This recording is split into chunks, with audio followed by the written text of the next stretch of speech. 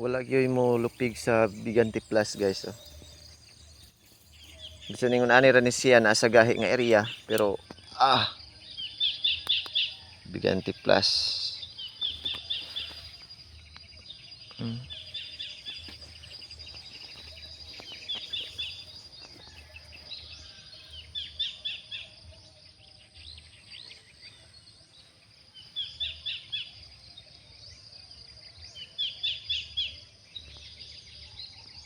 Walang tatalo sa Bigante Plus. So, okay kayo guys. Diba?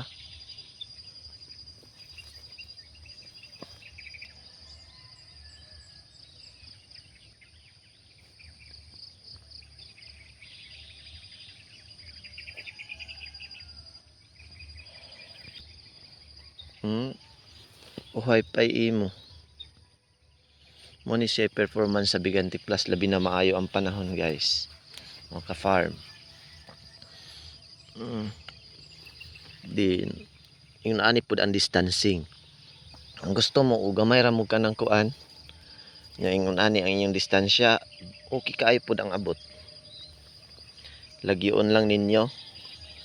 Kini diri mga ka-farm. Ako mahilig ko talaga yung sigkit ba or mas dugol ang distansya magtanom. Pero karon kini siya daglagyon ako ang siya ang distansya kay kuan man kanang grabe gyud siya ka nihit og kanang similya or kulang akong kuan ba kulang ang akong bundle sa pagtanom during taniman. So kaya ang dito banda na isa ka kahon ako na lang siyang gi palagyo na. Tingnan niyo ang yung distancing guys. Oh, 'di ba? Malayo yung distansya. Pero maganda yung epekto talaga as in mga ka-farm. Kung hindi lang sana siya nakain ng daga nako. Maganda talaga ang resulta. Very nice. Pero wala tayong magawa dahil meron ng napiktuhan man ito ng tawag diyan ng daga pero bumawi naman ang bunga nito guys. Talagang as in maganda yung bunga sa pinakita ng Bigante Plus. Di kamahayan. Good morning, good morning. So maganda talaga yung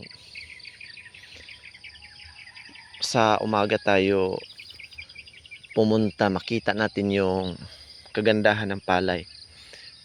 At kapag tayo ay mag-monitor, iba naman yung sa hapon, iba naman yung sa umaga. Kasi kapag sa umaga ay maraming talagang mga pangyayari ang makita natin. 'Di ba? Kasi isang gabi nakaikot 'yan. Yan, ganito yung performance sa Bigante Plus as in. Ang ganda 'di ba guys?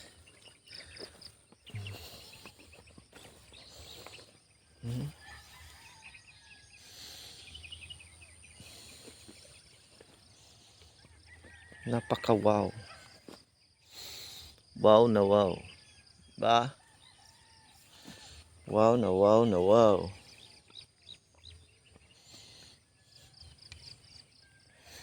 Hindi sila magkasabay dahilan sa hindi even ang kaniyang tubig kasi nasa elevated area to dito. Wow na wow. Ah, another paibog na naman to guys. Di talaga ako magsawang magpaibog dahil alam nyo naman maganda yung para ma-inspire kayo yung iba makakita na wow maganda pala tong Bigante Plus itatanim. So yan.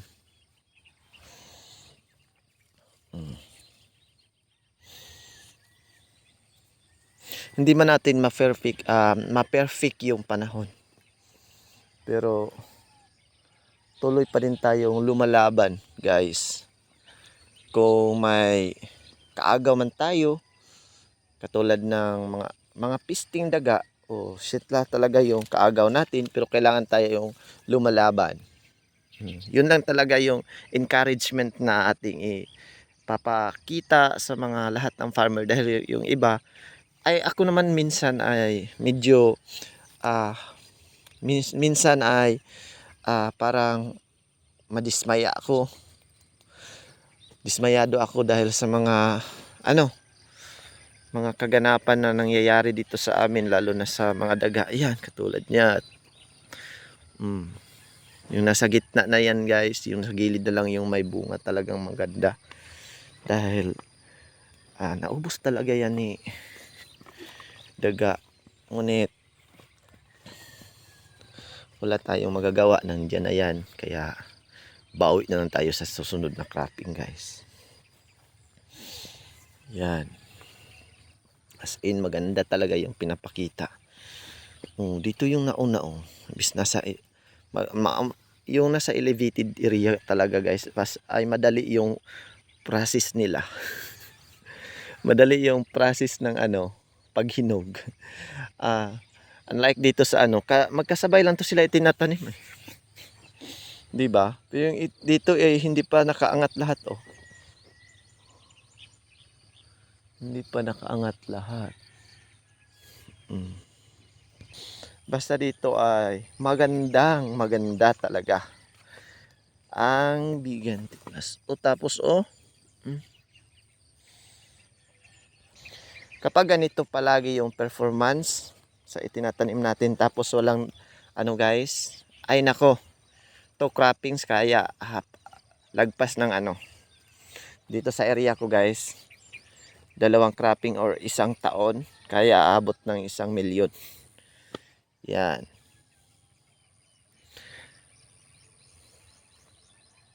Grabe, 1,000,000 agad, di ba? Makapagsabi tuloy kami, wow. Sure. Kasi yung area ko ngayon ay mayroon akong kasunod na expansion.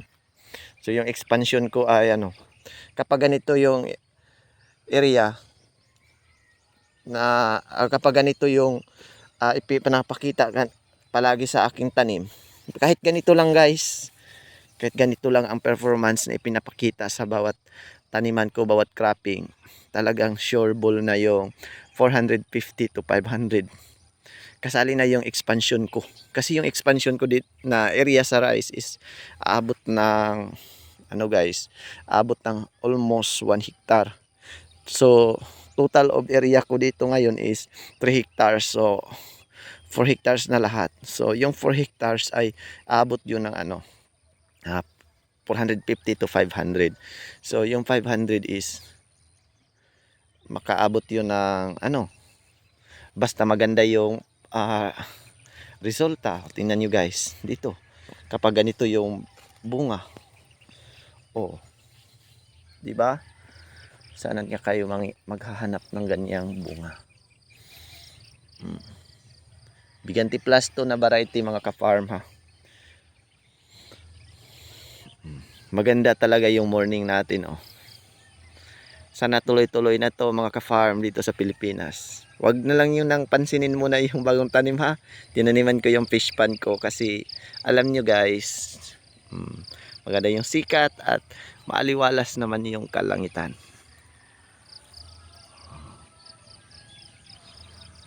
Sana tuloy-tuloy na to.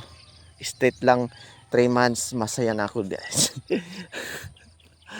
Masaya na ako.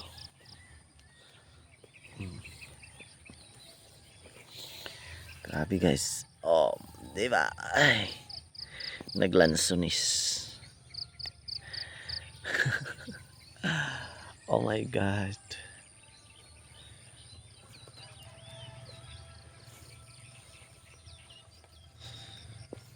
Diba guys? Grabe as in.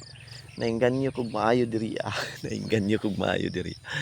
Ang ganda, maganda ang pinapakita niya dito.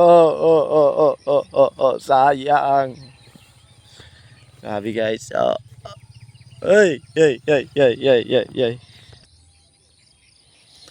Kini nga area, ing ani pa lang permanente kada hektarya ay 130, 120 or 130 per hectare. Okay na kayo. Bawi ata sunod guys.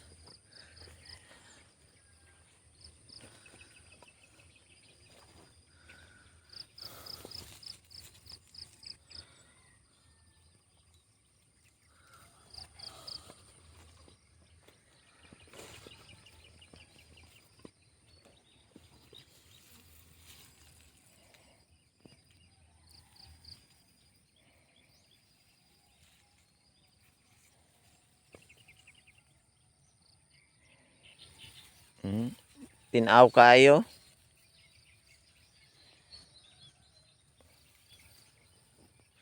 Unya unsa ni kalagyo adiri doy?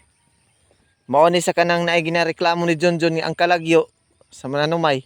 Na lagyo pagali pero na ang gilagyo noon na naagog koy kanang murag isa ka metros doy, duhaon ra ang distansya.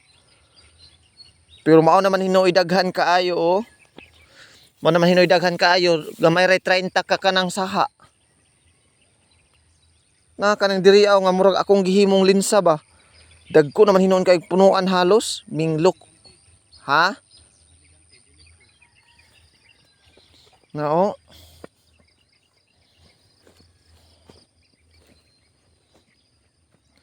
As in kanin daughter. Kanin daughter sana all ingani unta tanan.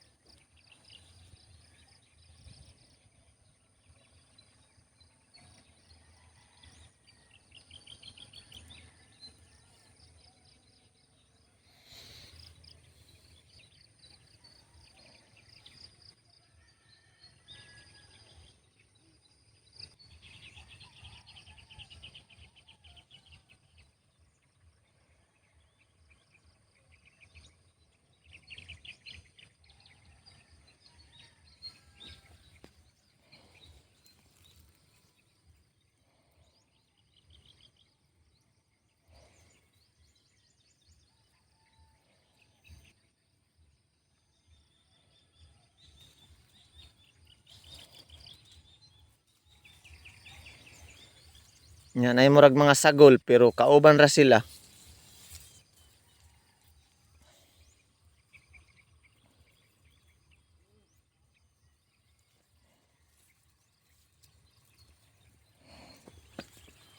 Wala pa gani ni nakuan latimgas. Angay din ila timgasay nin diri.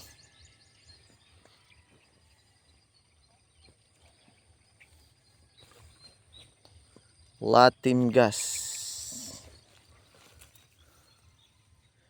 Promuta og latimgas guys. Lami po nagresulta ng latimgas sa mga labi na sa mga gulay.